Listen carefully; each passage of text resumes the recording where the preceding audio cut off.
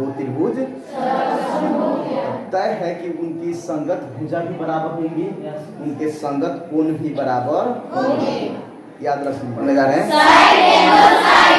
Side angle side. Side को हिंदी में भुजा कहते हैं, एंगल को कोण।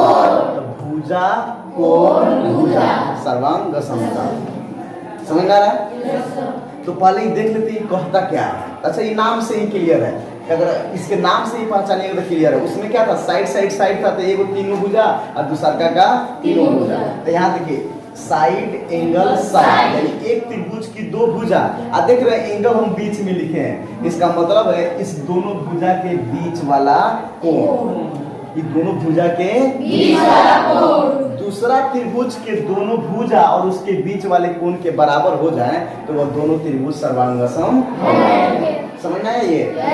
यहाँ पे दो त्रिभुज सर्वांगसम होते हैं यदि एक त्रिभुज की दो भुजाएं तथा उनके बीच का, बहुत जगह पर यहाँ लिखा रहेगा उनके अंतर्गत कोण, अंतर्गत मतलब बीच, बहुत जगह लिखा रहेगा उनके मध्य का कोण यानी बीच। तो हम सीधे सिंपल भाषा में आपको लिख दिए हैं कि उनके बीच का कोण दूसरे त्रिभुज की दोनों भुजाओं तथा उनके बीच के कोण के बराबर हो तो हम कह देंगे कि वो दोनों त्रिभुज क्या है, और जब वो दोनों त्रिभुज सर्वांगसम हो जाएंगे तब उनका दोनों का संगत भुजा संगत कोण भी आपस में क्या हो जाएगा, क्योंकि ये तय है कि जब दो त्रिभुज सर्वांगसम होते हैं तो उनकी संगत भाग आपस में क्या हो जाते हैं। त्रिभुज की दो भुजा और उसके बीच का कोण दूसरे त्रिभुज की दो भुजा और उसके बीच का अगर बराबर हो जाए तो वो दोनों त्रिभुज क्या हो जाएंगे, इसलिए इसका नाम है साइड एंगल साइड, यानी एंगल बीच में और दो साइड आड़ी आड़ी। फिर अगले में दो लिखेंगे, दो साइड के बीच वाला कोण दोनों आपस में बराबर है कि नहीं है। इसके दीजिए अब जैसे यहाँ देखिए एक फिगर हम बनाए हुए हैं, गौर से देखिएगा ये दोनों त्रिभुज, त्रिभुज ए बी सी और त्रिभुज डी ई ए। तो यहाँ देखिए ए बी का लंबाई 5, ये डी ई के बराबर है, और फिर बी सी का लंबाई किसके बराबर है, ई एफ का। देखिए ये हो गया साइड, ये क्या हो गया एंगल, ये क्या हो गया साइड। फिर यहाँ देखिए साइड एंगल साइड, समझ रहे ना? तो इसलिए दोनों त्रिभुज क्या होंगे, तब हम लिखेंगे तो कैसे लिख देंगे इन लोगों को, तो लिखेंगे त्रिभुज ए बी सी सर्वांगसम। तो देखिए ए बी किसके बराबर है, डी के बराबर है ना, तो यहाँ लिखेंगे त्रिभुज डी ई एफ। क्यों सर, किस नियम से सर्वांगसम हो गए, साइड सर्वांगसमता से। समझना गया ना? यानी एक त्रिभुज की दो भुजा और एक कोण आपस में क्या होना चाहिए, दोनों त्रिभुज क्या हो जाते हैं, सर्वांगसम हो जाते हैं। क्या हो जाते हैं, ये क्लियर आपको समझ में आ जाएगा ना? तो यहाँ तक आपको समझ लेना है। क्यों, दो भुजा एगो कोण बराबर नहीं है, ये दोनों त्रिभुज क्या है।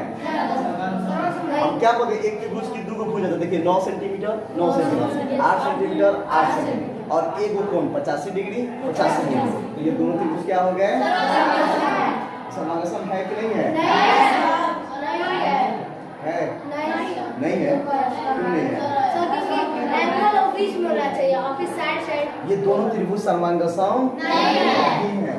हमने क्या बताया था, देखो किसी ने पकड़ा किसी ने नहीं पकड़ा, परिभाषा ध्यान से आप नहीं समझे। इसका मतलब है कि दो त्रिभुज की एक भुजा दो भुजा, ठीक है, 9 सेंटीमीटर 9 सेंटीमीटर दोनों बराबर हो गए, ठीक है। फिर 8 और 8, तो इनके बीच का ना कोण, तो कोण कहाँ पर चला गया,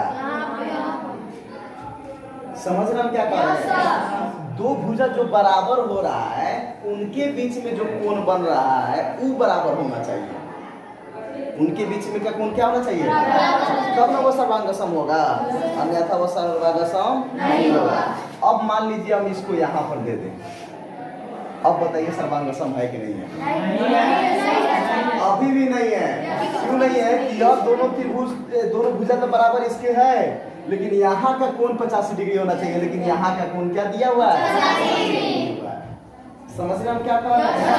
तो जो दो संगत भुजाएं बराबर हो रहे हैं उनके बीच का कोण जो होना चाहिए वो क्या होना चाहिए, अगर दूसरा कोण बराबर है तो वो सर्वांग सम नहीं है। यानी इस नियम के आधार पर, इस सर्वांग समता की कसौटी के आधार पर आपको ये देखना है कि एक त्रिभुज की दो भुजा जो बराबर हो रहा है दूसरे के त्रिभुज के, उनके बीच का कोण बराबर है कि नहीं है। अगर दूसरे कोण के बराबर है तो वह सर्वांग सम नहीं होगा। वह सर्वांग सम क्या होगा? ये क्लियर हो रहा है? क्या क्लियर हो रहा है कि एक त्रिभुज की दो भुजा, दूसरे त्रिभुज की दो भुजा, अब इसको हम मान लीजिए यहाँ पर लिख दे। अब बताइए ये है कि नहीं? है ना? अच्छा, ये दोनों त्रिभुज सर्वांग सम है कि नहीं है?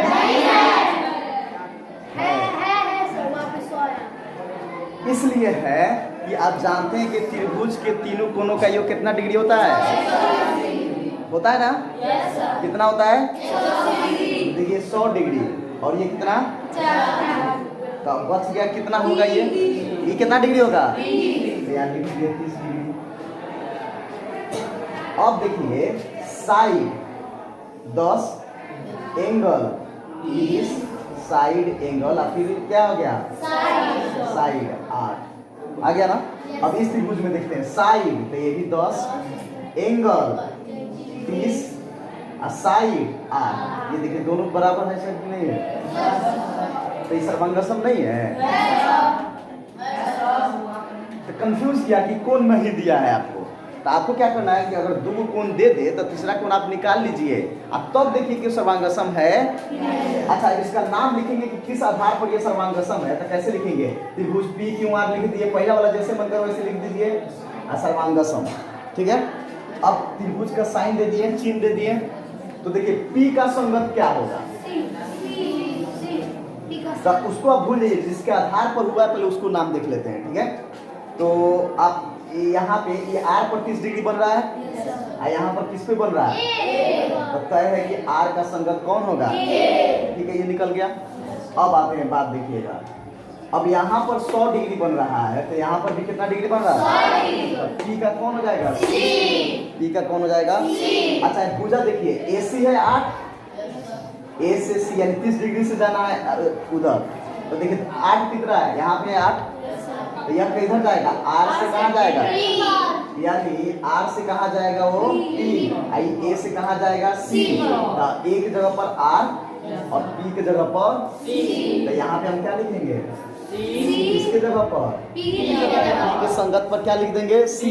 अब देखिए आर के, अब क्यों बच गया? तो आर का संगत अभी ना निकाले हम लोग, क्या ए ना? सब यहाँ बीच में जगह छोड़ के लिख दिए ए। अब जो बच गया इसमें क्या बच गया? बी हो गया।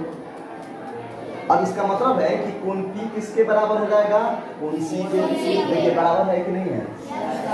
अच्छा, कोण Q बराबर हो जाएगा किसके? कोण B के। देखिए Q का मान 50 है, इसका मान निकालिएगा तो कितना आएगा? नहीं आएगा। 130 हो गया, तो 180 में से 130 घटा देंगे तो कितना जाएगा? 50। अच्छा, कोण R बराबर है कोण A के, तो देखिए R का भी मान 30 डिग्री और A का भी मान। अच्छा, संगत भुजा भी बराबर होगा, तो देखिए अब यहाँ से PQ, तो PQ का संगत कौन होगा? CB। तो देखिए PQ का लंबाई कितना है? नहीं है, तो यहाँ भी नहीं है। लेकिन ये दोनों अब आपस में क्या होगा? क्यों होगा कि ये दोनों त्रिभुज क्या हो गए? मतलब दो त्रिभुज सर्वांग सम हो जाए तो उनके संगत भुजा और संगत कोण आपस में क्या हो जाता है? अच्छा, अब चलते हैं QR। QR किसके बराबर होगा? अब चलिए QR का लंबाई देखिए कितना है? अब ये का लंबाई देख लीजिए, है ना? तो चलिए ये भी हो गया बराबर। अब देखते हैं RP AC। तो RP का लंबाई दिया है जी, देखिए RP 8 तो AC भी 8। ये समझ में आ रहा है आपको? साइड एंगल साइड अब वहाँ पे QR बराबर P लिखे तो हम A भी नहीं लिख सकते हैं? लिख सकते हैं क्योंकि भुजा, लेकिन आप शीर्ष का ध्यान रखिए ना कि जब हम Q से R की तरफ जा रहे हैं, R पर 30 डिग्री बन रहा है ना, तो आप यहाँ देखिए क्या किस पे 30 डिग्री बन रहा है? A पर। तो A का शीर्ष का संगत शीर्ष कौन है? R। उस तरह और बेहतर होता है कि संगत शीर्ष पहचान कर A संगत शीर्ष का भी ना लिखे हम लोग, R किसका लिखे थे? A का। तो जिस जगह पर R रहेगा उसी पोजीशन पर A लिखिएगा तो बेहतर रहता है। क्या रहता है? और ऐसा ही लिखना ही चाहिए। समझा रहा है ना? चलिए, तो और कोई क्वेश्चन है?